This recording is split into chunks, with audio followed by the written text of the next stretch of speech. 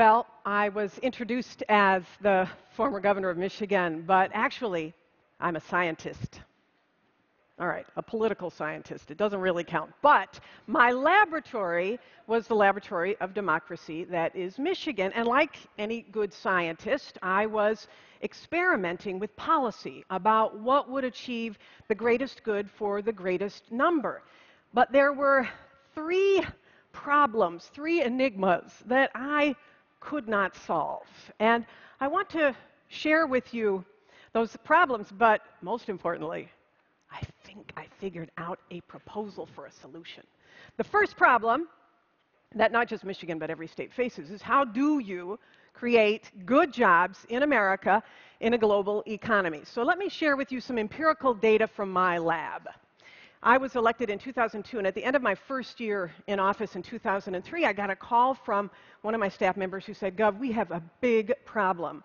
We have a little tiny community called Greenville, Michigan, population 8,000, and they are about to lose their major employer, which is a refrigerator factory that's operated by Electrolux.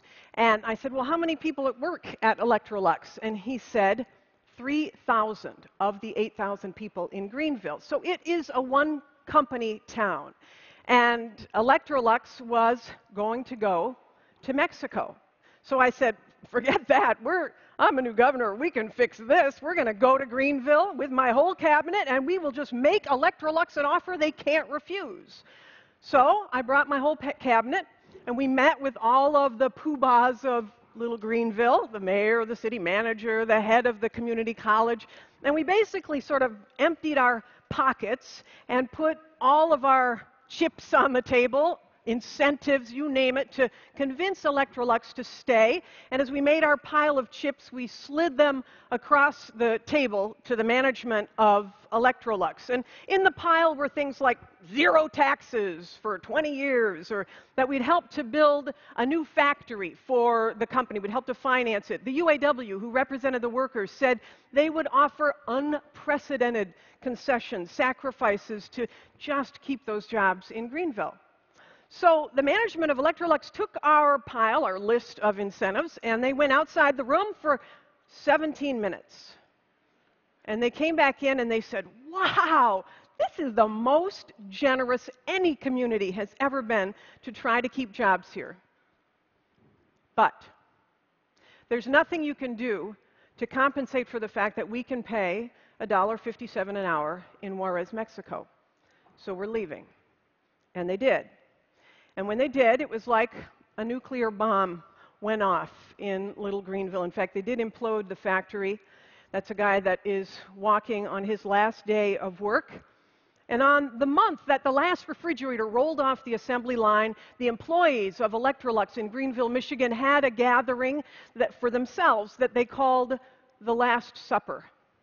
It was in a big pavilion in Greenville, an indoor pavilion, and I went to it because I was so frustrated as governor that I couldn't stop the outflow of these jobs, and I wanted to grieve with them. And as I went into the room, there's thousands of people there. It was just a big thing. People were eating box lunches with round top tables, and there was a sad band playing music, or there was a band playing sad music, probably both. And this guy comes up to me, and he's got tattoos and his ponytail and his baseball cap on, and he had his two daughters with him. And he said, Gov, these are my two daughters. He said, I'm 48 years old, and I've worked at this factory for 30 years. I went from high school to factory. My father worked at this factory, he said. My grandfather worked at this factory. All I know is how to make refrigerators. And he looked at his daughters, and he puts his hand on his chest, and he says, so, Gov, tell me, who is ever going to hire me? Who is ever going to hire me? And that was asked not just by that guy, but by everybody in the pavilion, and frankly, by every worker at one of the 50,000 factories that closed in the first decade of this century. Enigma number one, how do you create jobs in America in a global economy. Number two, very quickly, how do you solve global climate change when we don't even have a national energy policy in this country, and when gridlock in Congress seems to be the norm? In fact, there was a poll that was done recently, and the pollster compared Congress's approval ratings to a number of other unpleasant things, and it was found, in fact, that Congress's approval rating is worse than cockroaches, lice, Nickelback, the band, root canals, and Donald Trump. But wait, the good news is it's at least better than meth labs and gonorrhea. We got a problem, folks. So it got me thinking, what is it, what in the laboratory that I see out there, the laboratories of democracy, what has happened? What policy prescriptions have happened that actually caused changes to occur and that have been accepted in a bipartisan way? So if I asked you, for example, what was the Obama administration policy that caused massive changes across the country, what would you say? You might say Obamacare. Except for those were not voluntary changes. As we know, only half the states have opted in. You might say the Recovery Act, but those didn't require policy changes. The thing that caused massive policy changes to occur was race to the top for education. Why? The government put a $4.5 billion pot and said to the governors across the country, compete for it. 48 governors competed, convincing 48 state legislatures to essentially raise standards for high schoolers so that they all take a college prep curriculum.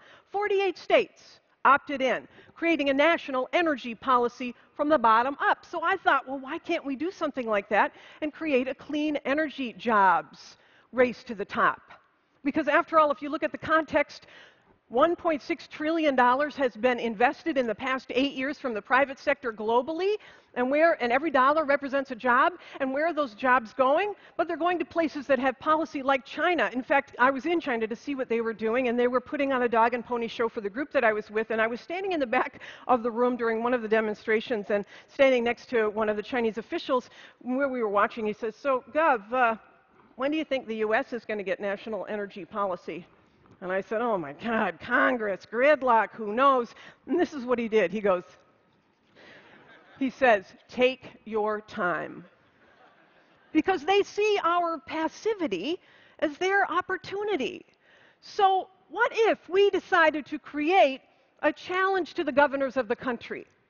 And the price to entry into this competition, use the same amount that the bipartisan group approved in Congress for the race to the top for education, $4.5 billion, which sounds like a lot, but actually it's less than 1/10% of federal spend. It's a rounding error on the federal side. But price to entry into that competition would be, I mean, you could just say, use the president's goal. He wants Congress to adopt a clean energy standard of 80% by 2030. In other words, that you'd have to get 80% of your energy from clean sources by the year 2030. Why not ask all of the states to do that instead? And imagine what might happen, because every region has something to offer. You might take states like Iowa and Ohio, two very important political states, by the way, those two governors, and they would say, we're going to lead the nation in producing the wind turbines and the wind energy. You might say the solar states, the Sun Belt. We're going to be the states that produce solar energy for the country. And maybe Jerry Brown says, well, I'm going to create an industry cluster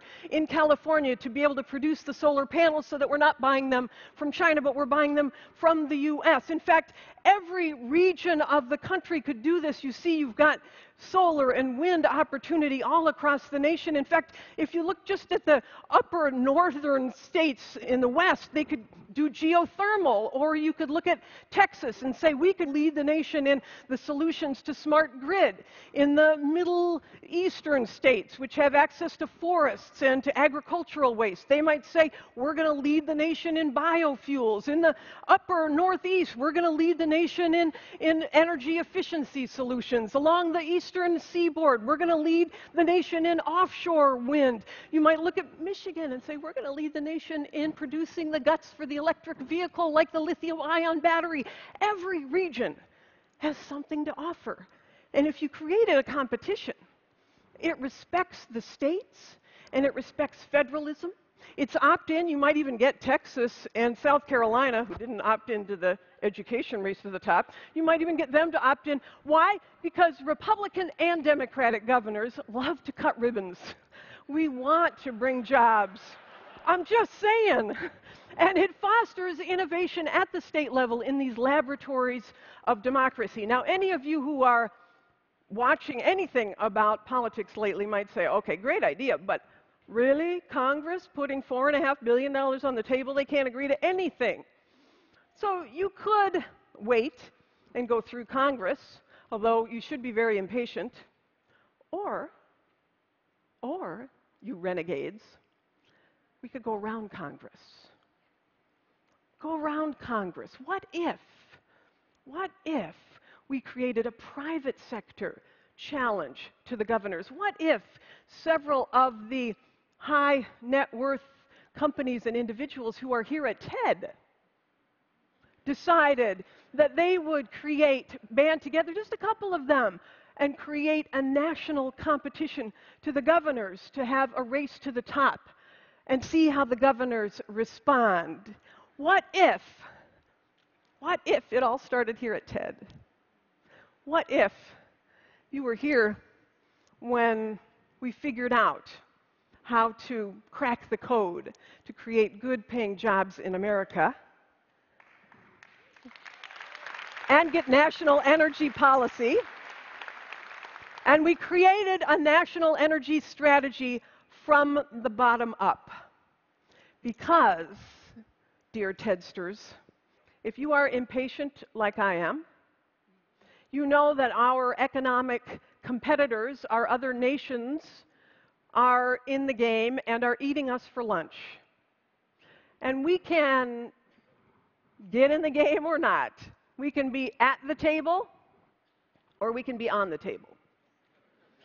And I don't know about you, but I prefer to dine. Thank you all so much.